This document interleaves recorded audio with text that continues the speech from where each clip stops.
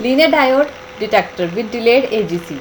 Linear diode detector जो हमारा if amplifier से हम इनपुट देते हैं, ये हमारा डिटेक्टर डायोड है।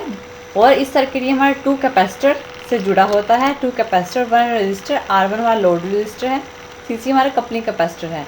और इस रजिस्टर के थ्रू हम मॉड्यूलेटिंग आउटपुट लेते हैं। और ये सर्किट हमारा डिलेड डायोड और डिलेड बायस के साथ कंबाइन होता है। CA और RA कम्बिनेशन हमारा AGC फिल्टर करता है और AGC बायस हमें आउटपुट पे मिलता है। इसके बारे में डिस्कस करने पहले हम ये देखते हैं कि जो हमारा सिंपल और ऑटोमेटिक गेन कंट्रोल होता है उसमें क्या होता है। जो हमारा सिंपल ऑटोमेटिक गेन कंट्रोल होता है उसमें उसका ड्रॉबैक ये होता है कि जो हमारा रिसीवर गेन, जो यानी कि जब हमारे यहाँ से IF इनपुट जाती है, जो हमारा गेन होता है वो फॉल होना, गिरना, रिड्यूस होना स्टार्ट हो जाता है जब डायोड D1 हमारी आउटपुट देने लग जाता है। यानी जब यहाँ से आउटपुट आने लग जाती है तो इनपुट का गेन फॉल होने लग जाता है, गिरने लग जाता है। और अगर हम इसके कंपैरिजन में आइडियल AGC के बारे में बात करें तो इसका जो ये तब तक ऑपरेट करता है जब तक कि हम इसकी जो इनपुट कैरियर वोल्टेज रीच नहीं हो जाती, यानी पहुंच नहीं जाती उसकी रेजोनेबल लार्ज वोल्टेज तक। यानी हम उस पर एक पर्टिकुलर वोल्टेज सेट करते हैं, जब तक वो इनपुट वोल्टेज उस वोल्टेज तक नहीं पहुंचती तब तक वो वर्क नहीं करता। और इसलिए हमें जो AGC है, ऑटोमेटिक गेन कंट्रोल है, उसकी आउटपुट लेवल को मेंटेन रखना पड़ता है। चाहे हमारे इनपुट में कैरियर वोल्टेज में थोड़ी सी वेरिएशन हो, लेकिन आउटपुट हमें स्मूथ चाहिए होती है, प्रॉपर चाहिए होती है, विदाउट वेरिएशंस के। और यहाँ से हम मॉड्यूलेटिंग आउटपुट लेते हैं।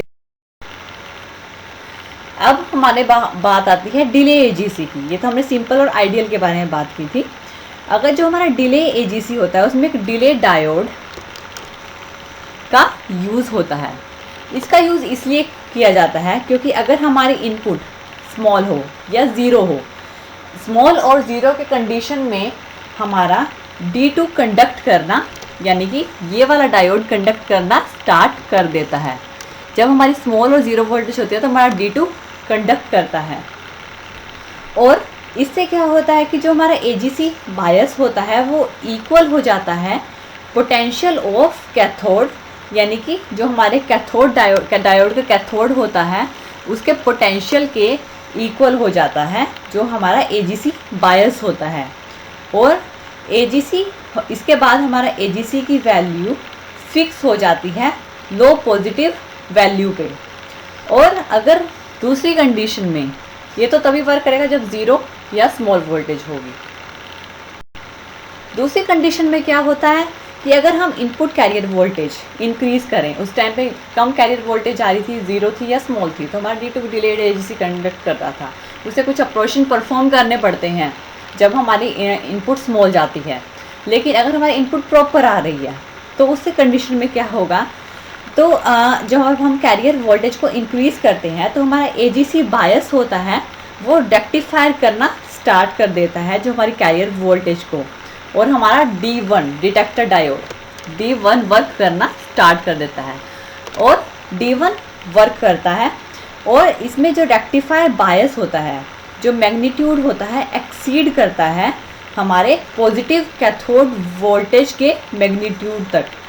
और उस टाइम पे जब हमारा D1 कंडक्ट करता है तो हमारा D2 वर्क करना स्टॉप कर देता है। यानी कि सिंपल वर्ड्स में कहें, D2 तभी कंडक्ट करता है हमारा ज़ीरो या स्मॉल वोल्टेज हो, और अगर हमारी प्रॉपर वोल्टेज आती है तो D1 कंडक्ट करता है। दोनों कंडीशंस में ये वर्क करता है, इसलिए इसको linear diode detector delayed AGC बोलते हैं।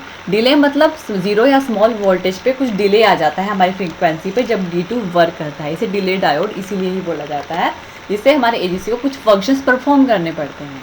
यह है हमारा linear diode detector and with delayed AGC। Thank you.